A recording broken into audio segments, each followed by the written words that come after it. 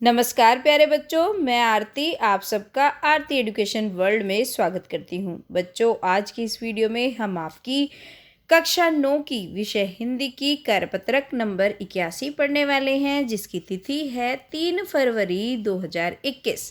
प्यारे बच्चों, जो आज की आपकी वर्कशीट आई है, वर्कशीट नंबर 81, इसमें हम पढ़ेंगे पाठ माटी वाली, जो हमने पिछली वर्कशीट नंबर 80 में भी पढ़ा था, जिसमें विद्यासागर नौटियाल जी ने माटी वाली पाठ के माध्यम से एक बूढ़ी स्त्री की कहानी सुनाई है। वह स्त्री लाल मिट्टी बेचकर अपना खर्चा चलाती थी और पूरे गांव में केवल वही थी जो लाल मिट्टी बेचा करती थी। तो आगे पढ़ते हैं, इस कहानी में क्या होता है। माटी वाले के पास अपने अच्छे या बुरे भाग्य के बारे में ज़्यादा सोचने का वक्त नहीं था। वो इतनी उसके पास वक्त की कमी थी। वो व्यस्त रहती थी कि वो उसका अच्छा क्या है और उसका बुरा भाग्य क्या है ना। घर की मालकिन के अंदर आते ही माटी वाली ने इधर उधर तेज निगाहें दौड़ाई। तो अब मोर माटी वाली की बात बता रही है कि जब मालकिन घर के अंदर आई तो माटी वाली ने क्या करा, अपनी निगाहों को तेज इधर उधर दौड़ाया। हाँ, इस वक्त वह अकेली थी और वो, क्योंकि जो मालकिन है उसकी, वो अंदर चली गई और वो क्या है, वो यहाँ पर अकेली है। हाँ, इस वक्त वो अकेली थी, उसे कोई देख नहीं रहा था। किसको? माटी वाली को कोई नहीं देख रहा था। उसने फौरन अपने सिर पर धरे डिल्ले के कपड़े के मोड़ों को हड़बड़ी में एक झटके में खोला।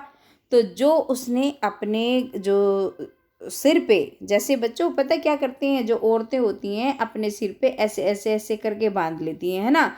जो अपना पल्ला होता है वो ऐसे ऐसे करके लपेट लेती है गाँव में। तो उसने भी ऐसे बांध रखा था। उसने फटाफट खोला जब उसकी मालकिन अंदर चली गई और उसे सीधा कर दिया।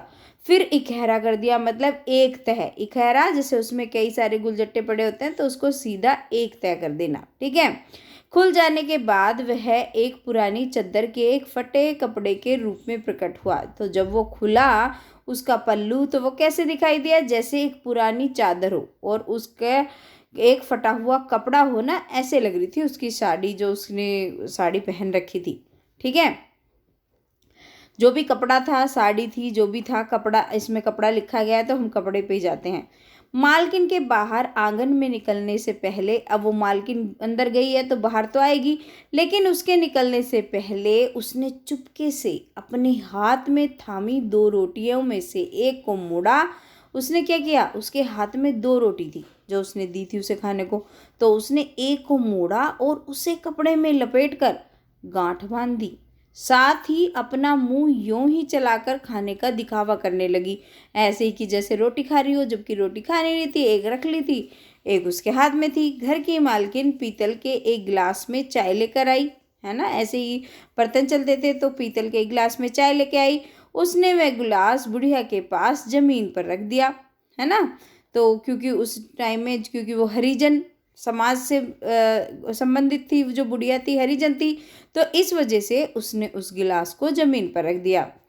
ले, सद्दा बासी साग कुछ है नहीं अभी, कि ले बासी साग यानी कि पहले का बनी हुई सब्जी, और अभी इसी चाय के साथ निगल जा, कि जो भी है ना, तो इस चाय को पी और उसको खा ले।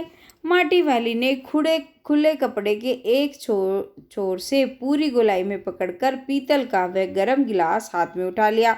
अब जब गरम गिलास पकड़ेंगे तो हाथ तो जलेगा ना, तो उसके पास प्लेट तो है नहीं उसको रखने को। तो उसने क्या करा? अपने कपड़े में पकड़ लिया, होता है ना, अपने कपड़े में पकड़ कर पी रही है उसको।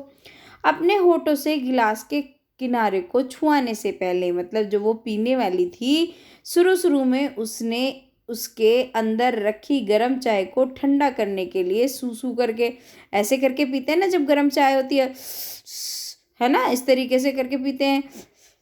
उस पर लंबी लंबी फूंके मारी जिससे चाय ठंडी हो जाए। तब रोटी के टुकड़ों को चबाते हुए धीरे धीरे चाय सुड़कने लगी। सुड़क मतलब जो आवाज करके चाय को पीते हैं, है ना। आपने भी कभी कभी सुड़की होगी चाय, तो वही चाय है जब आवाज कर करके पीते हैं चाय को। चाय तो बहुत अच्छा साग हो जाती है ठकुराइन जी। वो कह रही है चाय तो बहुत बढ़िया चीज़ है। भूख तो अपने आप में एक साग होती है। बुढ़िया, भूख मीठी की भोजन मीठा। तो वो कहती है कि जो एक भूख है वो भी तो अपने आप में एक साग है। भूख मीठी की भोजन मीठा, कि भूख मीठी है कि भोजन मीठा। अभी इसका अर्थ भी समझेंगे। तो ये इसमें इसका कंटेंट है जिसमें ये कहा गया है कि जब भूख लगी हो तो कुछ नहीं दिखाई देता, जो भी है वही हमें सबसे बढ़िया लगने लगता है, ये बताया गया है। तो अब चलिए कर लेते हैं इसके बहुत ही आसान से 6 प्रश्न। जो 6 प्रश्न दिए गए हैं फटाफट से कर लेते हैं। जो पहला प्रश्न है आपकी वर्कशीट में वो ये है कि इस गद्यांश में माटी वाली ने बहुत अच्छा काम किसे कहा है। बहुत अच्छा काम है क्या है, बहुत अच्छा साग किसे कहा है। ठीक है, तो हम इसको, तो साग किसे कहा है, ये इस तरीके से। आई एम सॉरी बच्चों, दोबारा से देखो। इस गद्यांश में माटी वाली ने बहुत अच्छा साग किसे कहा है। इस चाय को, है ना, तो इसमें ऑप्शन थे, तो ऑप्शन में किसको कहा था, उसने बोला था चाय तो बहुत अच्छा साग होती है। माटी वाली के पास अपने अच्छे या बुरे भाग्य के बारे में ज़्यादा सोचने का समय क्यों नहीं था, ये क्वेश्चन पूछा गया है। तो इस क्वेश्चन का, इस प्रश्न का हम इस तरीके से उत्तर देंगे। माटी वाली तड़के सुबह से अंधेरा होने तक काम करती थी। उसके काम में जी तोड़ मेहनत लगती थी। वापस घर पहुंचते पहुंचते रात हो जाती थी। इन सब के बीच उसे इतना समय ही नहीं मिल पाता था कि वह अपने अच्छे या बुरे भाग्य के बारे में ज़्यादा सोच पाए। तो ये हो गया आपका प्रश्न नंबर 2। अब प्रश्न नंबर 3 क्या है आपकी वर्कशीट में। मालकिन के अंदर चले जाने पर माटी वाली ने क्या किया। ऐसा करना उसकी किस मजबूरी को दिखाता था। तो इसका उत्तर आपको इस तरीके से लिखना है। माटी वाली ने यह देखकर कि उसे कोई देख तो नहीं रहा, उसने हाथ में से 2 रोटियों में से एक रोटी को मोड़ा और उसे कपड़े में लपेटकर गांठ बांध दी और मुंह चलाकर खाने का दिखावा करने लगी। ऐसा करना, अब वो किस मजबूरी को दिखाता है, ऐसा करना भूख की, पेट की मजबूरी को दर्शाता है। तो ये लिख देंगे आप प्रश्न नंबर 3 का उत्तर। ओके, चलिए अब आ जाते हैं क्वेश्चन नंबर 4 पर। क्वेश्चन नंबर 4 है, भूख मीठी की भोजन मीठा से क्या अभिप्राय है। जो बोला गया है भूख मीठी की भोजन मीठा, तो इससे अभिप्राय ये है, कहते हैं कि जब भूख लगती है तो सूखी रोटी भी मीठी लगती है।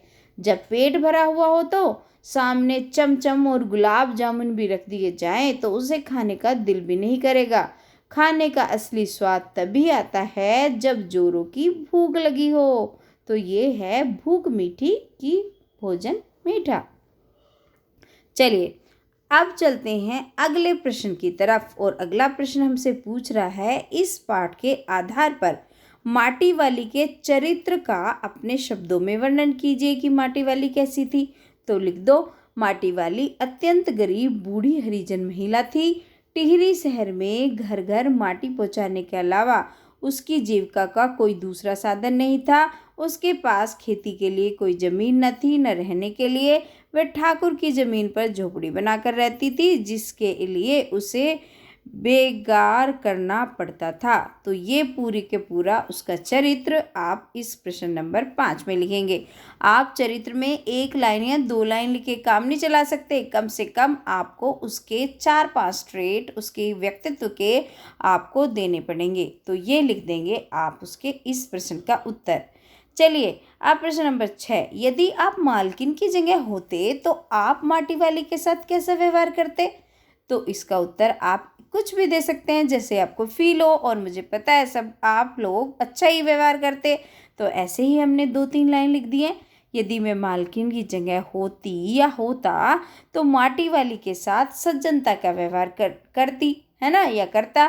क्योंकि मनुष्य चाहे जो काम करता है वह मनुष्य होता है, इसलिए मनुष्य को मनुष्य के साथ भेदभाव शोभा नहीं देता, भेदभाव करना शोभा नहीं देता। तो ये लिख देंगे आप प्रश्न नंबर 6 का उत्तर।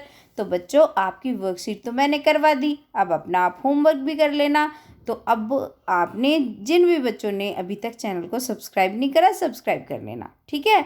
और बच्चों चैनल को सपोर्ट करने के लिए, आरती एजुकेशन वर्ल्ड को सपोर्ट करने के लिए अपने दोस्तों के साथ भी शेयर करा करिए और अपने कमेंट सेक्शन में मुझे लिख के भी बताया करिए कि आपको वीडियो कैसी लगी।